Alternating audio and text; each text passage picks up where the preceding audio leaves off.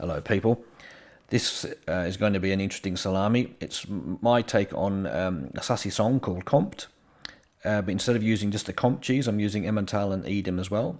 Some dried mushrooms, lots of pepper, black and white, and 3 types of booze. Okay, let's get on. You don't have to be too fussy about the arrangement here, just as long as you get in there, because you've got to be doing a good mixing shortly. All that lovely booze in there, that helps to lubricate the job, and it helps to disperse all those powders. And it should look like something like that at the end. Now you put your cheese in. This is more important that you do be careful here.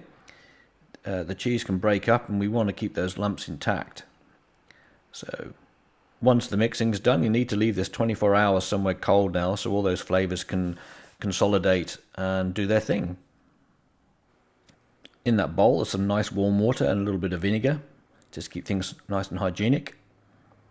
Once I've done this, I shall fill the stuffer, bring it through a little bit. Now we've got a tail there, so it's 1 granny knot to start with. And you pull it reasonably tight, but not ridiculous. Flip the little tail over, and do another granny knot.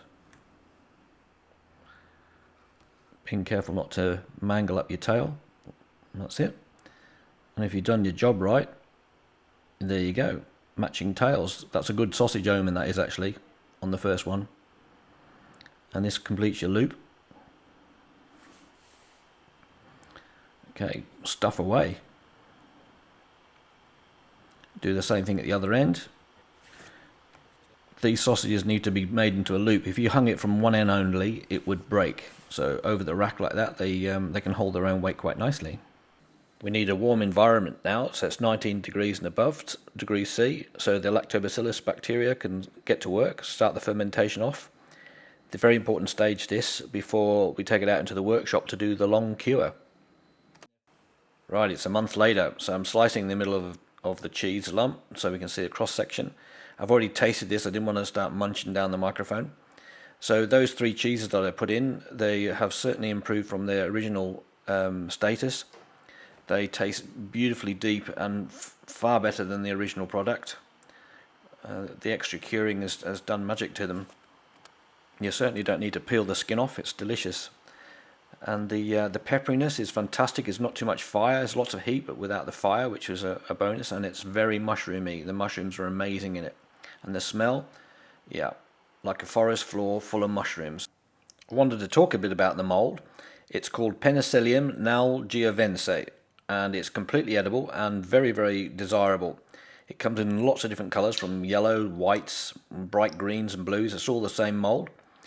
And here I am rubbing it off, which is absolute sacrilege, but I vac pack mine, and if I don't take the mould off before I put it in the vac pack, it will go slimy and it will destroy the salami. So I take it off with this solution. It's completely harmless, and it will cause a little bit of a white bloom on the skin, but that will disappear when it dries. I recommend you don't do this because it's totally unnecessary. But if you don't like the look of the mould, or you're new to salami making and you just don't like the idea of it, use this method and it'll disappear. But it will come back. Because it's a healthy removal, it will definitely come back within a week or so. So if that's your preference, or if you don't like the mould, it'd be much easier just to peel the skin off and eat it that way.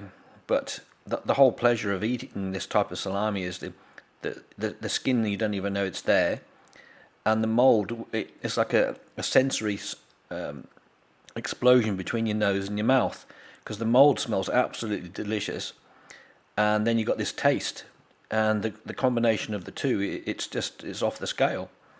So I highly recommend you don't remove the mould like I'm doing there. I mean, it's terrible. I've left a few with the mould on. I'll eat those soon. But my wife and I, it would take us forever to get through the big batches that we make.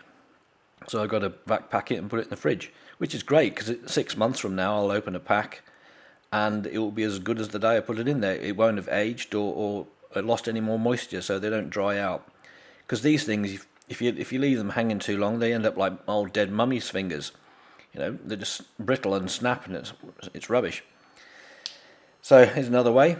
Just spray a bit of straight vinegar on there. If you must get rid of your mould, But ignore what he's doing there. It's sacrilege. So if you like this video, please give it a thumbs up and perhaps subscribe and see some of the other things I get up to. The next video I'll be doing will be something on electronics. It'll be a Rogers Vitilator, like a violet wand, and I shall be doing a restoration on that. So stay tuned. Bye.